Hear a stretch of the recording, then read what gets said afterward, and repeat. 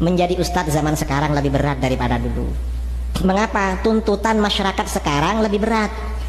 Kalau dulu orang itu bertanya kepada ustadz pertanyaan ringan-ringan saja, ustadz ini hukumnya gimana, ini hukumnya haram, selesai. Kalau sekarang nggak selesai, tanya lagi, ada dalilnya tak? Ya kalau ada hukum pasti ada dalil. Mana ada hukum tidak ada dalil? Dijawab ada, tanya lagi, dalilnya Al-Quran apa hadis?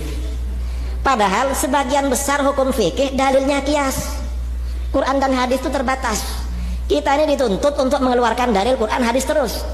Nanti kalau dijawab Al-Quran tanya lagi, itu surah apa, ayat berapa?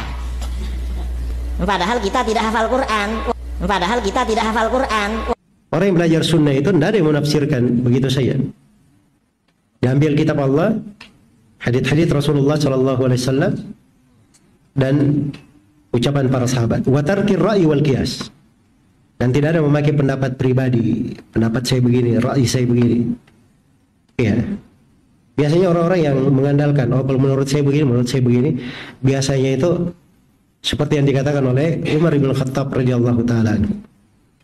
Kata Umar, sebagaimana dalam riwayat Al-Baihaqi di dalam kitab Al-Madkhal ila Sunanil Kubra, kata Umar, iyyakum wa ashabir ra'i, fainahum a'da'us sunan. Hati-hati kalian dari orang yang mengikuti ra'i. Sebab itu musuh-musuh sunnah.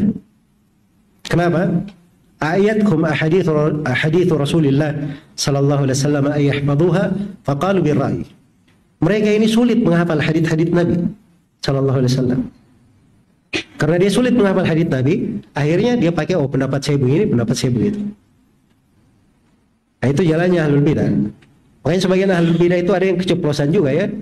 Kayak ini Salafi ini dia bikin kita rumit ini. Dulu orang kalau kita ngajar nggak ada yang tanya dalil, tapi setelah Salafi muncul kita ditanya dalil terus. Padahal kita nggak bisa hafal dalil.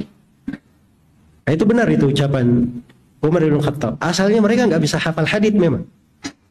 Berucap dari pendapatnya sendiri. Ketika dibacakan hadits, akhirnya mereka memusuhi hadits-hadits Rasulullah Sallallahu Alaihi Wasallam.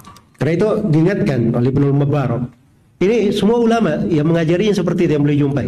Tinggalkan ar-rai wal qiyas, dan tinggalkan qiyas. Maksudnya qiyas yang rusak ya.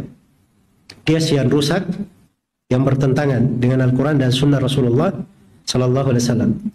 Karena qiyas itu kalau di pembahasan agama itu ada yang dibolehkan, dan ada yang merupakan pendalilan. Ya, karena Nabi Sallallahu Alaihi Wasallam mengajari dari bentuk qiyas seperti itu. Misalnya Nabi Sallallahu Alaihi Wasallam pernah